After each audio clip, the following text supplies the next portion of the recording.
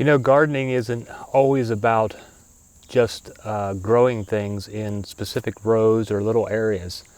Sometimes other parts of gardening is simply foraging, or foraging not necessarily even out in the wild, but in your own yard. So today on One Seed, One World, we're going to talk about a plant that is a superfood that most likely is growing in your backyard that you can forage for and eat. Today we're talking about purslane.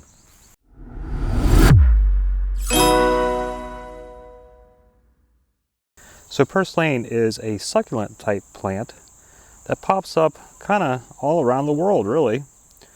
And as it matures, it will get like these little yellow flowers on them that you can see here.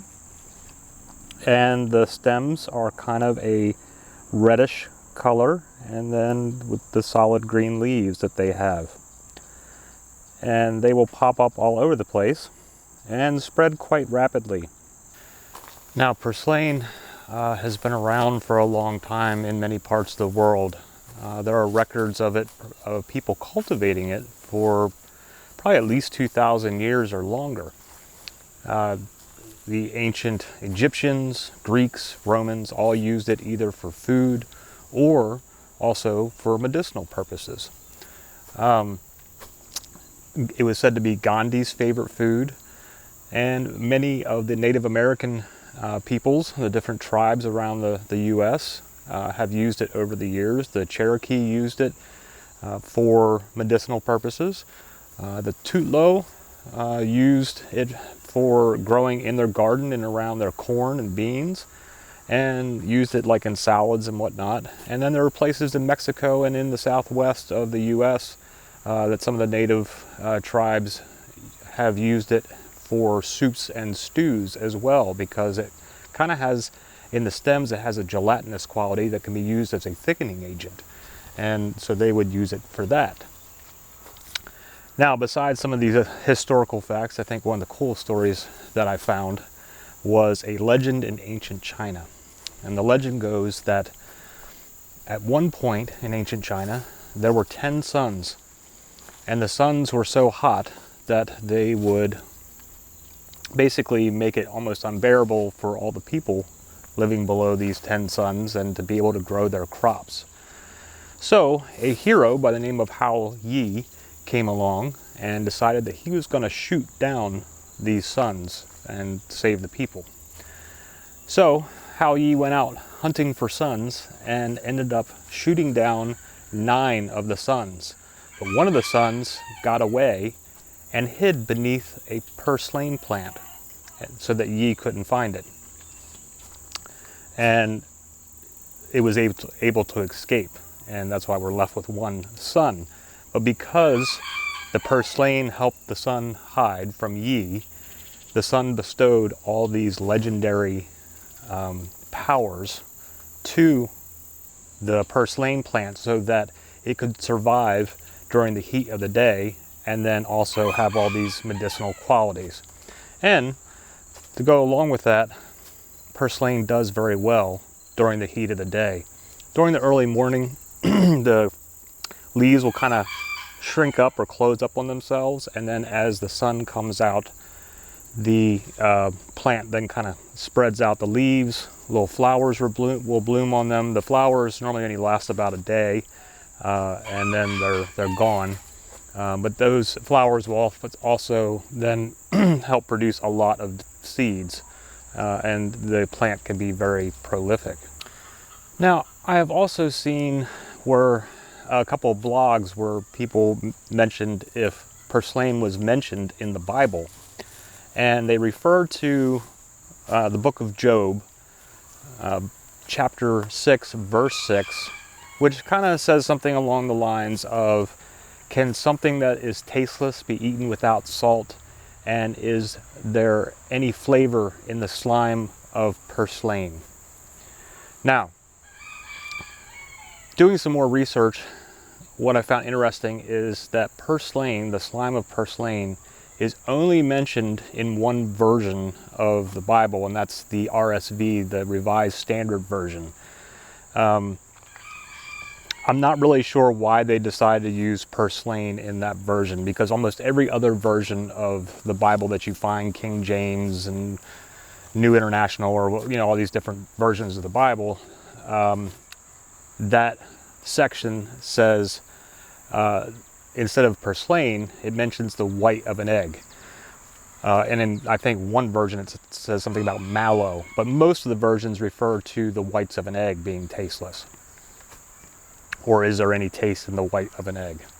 That would make more sense to me, because saying, is there any flavor to the slime of Purslane, wouldn't make a whole lot of sense, because there's a lot of flavor in Purslane itself. It's a tart, greeny tasting vegetable or weed. And really it has a lot of tart attributes to it though. The reason being is that Purslane has high amounts of malic acid, and so that malic acid is what gives it its tart flavor. But one study showed that the plant converts the malic acid to glucose throughout the day, so as the sun hits it. And so if you pick Purslane early in the morning, it's going to be much more tart than Purslane picked later in the day or in the evening, because during the day it's taking all that malic acid that's in its stems and leaves and converting it into glucose. So I'm going to have to disagree with the Revised Standard Version of the Bible, where they put that the verse read the slime of Purslane being tasteless, because it really wouldn't make any sense. Whereas the whites of an egg would kind of make more sense, because there's not a whole lot of taste in the white of an egg unless you add salt or other things to it. So why is Purslane considered a superfood? Well, it's because it contains so many different vitamins and minerals and antioxidants that are good for you. It contains vitamin E, vitamin A, vitamin C, phosphorus, iron, calcium, magnesium, manganese, and other things that I can't pronounce as well, that are different antioxidants that are great for the body. It has been used to cure, in different, maybe say tribal medicines and whatnot, and in ancient China and other things, they've used it to cure all kinds of things, or to put towards cures. So this is not, FDA regulated or whatever, since it's a wild food, but they have used it for different things to help with things like diarrhea, dysentery, corns and carbuncles, diseases of the blood, all kinds of things, just because it has so many good properties in it, that can help the body fight off bacterial infections and all kinds of things. Now, that being said, this is just a YouTube video and me talking and my research that I've done, but before you go out and just start eating things out of your backyard, always know what you are harvesting, make sure you're not allergic to it, all that good stuff. Do your own research. This is just an informational thing to kind of help you along the way, so that you can know about some of these plants that may be growing in your backyard. Purslane also has a couple of lookalikes. Probably the most prevalent one is called spotted spurge, and sometimes it's also called milky purslane. The plants look very similar. The leaves kind of have the same shape. They have similar coloring in the stems, but that's kind of where it stops there, because the spotted spurge, even though it has a lot of similar looks to it as regular purslane, it has pink flowers instead of yellow flowers, and it doesn't have a whole lot of the succulence to it that regular purslane does, common purslane. Also, spotted spurge, one way it gets its name is it has kind of a purple spot in the middle of its leaves, whereas common purslane is just a straight green leaf, has no purple spots. So those are some things that you can look for to tell the difference, but you definitely wouldn't want to get them mixed up, because spotted spurge is poisonous and common purslane is not. So make sure you're eating the right thing. There's also a couple other things like sea purslane, which grows in the Middle East, I believe, around the Dead Sea region, but that's actually a completely different species. Sea purslane is edible, but it's a completely different species and not the same thing. And then there's also winter purslane, is a name that it goes by, but it's also called miner's lettuce, and that is related to common purslane, but it's not the same plant, and it's something different that you can actually grow. So, you know, there's different things out there that have similar names. Some of them have similar looks. Some are poisonous, some are edible. So just make sure that you know what you are foraging when you are picking this stuff out of the yard. So as I mentioned, purslane is very, it can be very invasive. It spreads very rapidly, plus it puts off a whole lot of seeds every year. And the seeds can be viable for decades, unlike many other plants that are only good for, like the seeds are only good for 1 or 2 years. Purslane can last for decades. But you might want to just pull it up or harvest it and eat it, because it can be eaten fresh or cooked in various ways, like sauteed is a way that's cooked a lot. But then you also, because it's got the glutinous qualities, or not glutinous, how do you say the word?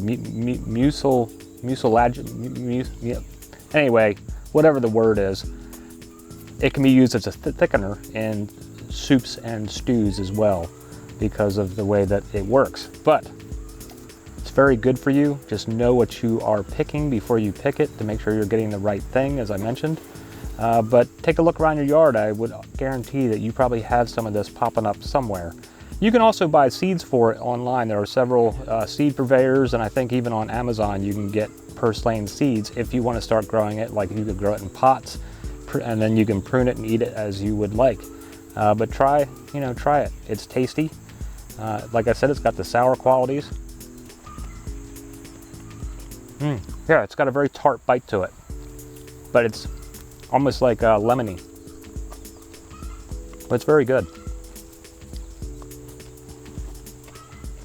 So, get yourself some purslane. Try it out. It's a superfood. But whatever's going on in your neck of the woods, I hope it's working out fantastic for you and you're finding some cool stuff to forage in your backyard. But I appreciate that you're hanging out with me again today, and we will see you again soon. Namaste.